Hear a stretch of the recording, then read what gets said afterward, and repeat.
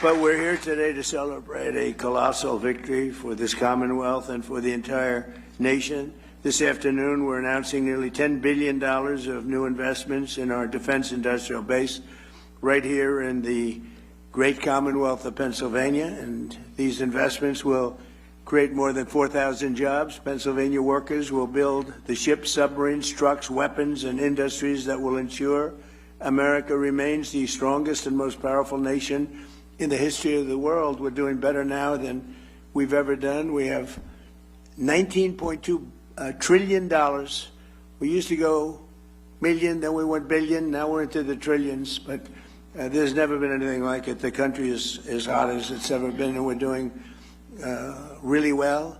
Thanks as well to your amazing state treasurer, Stacey Garrity, who is running for governor, and I'm telling you, Pennsylvania is where America declared its independence, where George Washington crossed the Delaware, where the Union was saved by the heroes of Gettysburg. What a war that was when you read about it. And where Pennsylvania workers poured the iron and steel that won 2 world wars and won lots of other things in addition.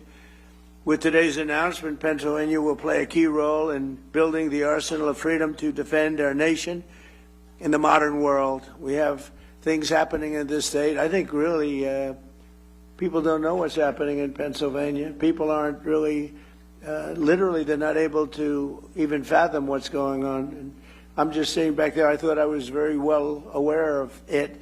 And then I'm meeting people, very well-known people, and they're saying what they're doing here. We got to get the word out a little bit, because this is very much of a miracle, very much of a miracle. Highly respected people. The talent and innovation in this room will keep America safe for many years to come. But Kelly, you've done a great job. You're bringing it really back, and you're up to 44 planes now. We're 44. The president of General Dynamics, Danny Deep, and you know, they make the greatest submarine in the world. They just have to make them faster. Danny, will you please make them faster?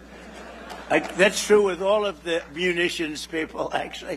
Faster. We need a little more speed. We have the best quality in the world, but we need a little more speed.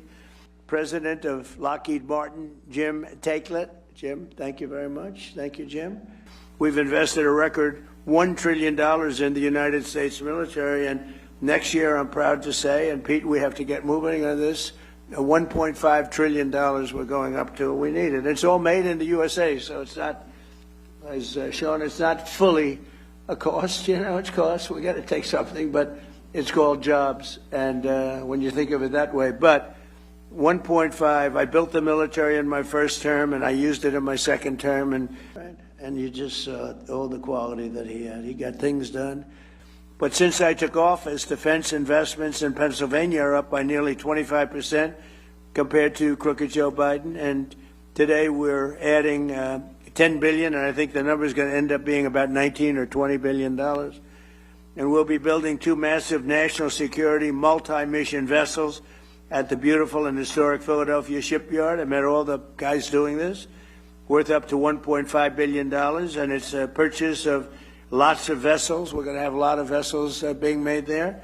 We're also thinking about doing some purchases outside of companies that come here and build. They have to reteach us. You know, we used to make a ship a day, and now we're a laggard in that department. We do lots of great things, but we're a laggard there.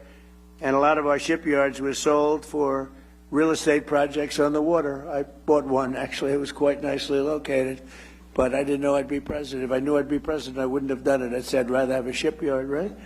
But it worked out okay. You know, they had the best locations. A lot of those locations were sold. And we have to build our Navy, Pete, right? We got to get it going. So we're going to probably look at some of these companies that are coming in from South Korea and other places, and they're working with us on ships. And we're going to also buy some ships that are made outside of the area. I could go to Lindsay, and Lindsay would take them out and wine them and dine them and say, I got them for you, right? Today, I'm making one more important announcement. My administration will soon take historic action to get illegal alien truck drivers who are just killing a lot of people. They can't read signs. Many of them are on drugs or alcohol, and they shouldn't be driving these things, and they came in totally illegally, and we don't want them, but they are driving all over American roadways, and We're going to replace them with proud American veterans who are going to take our veterans, who are going to make them, we're going to teach them a lot about driving trucks, and in many cases they know. We're going to say any American who's driven a heavy truck for our military will automatically be eligible for a commercial driver's license. So we're going to get them taken care of.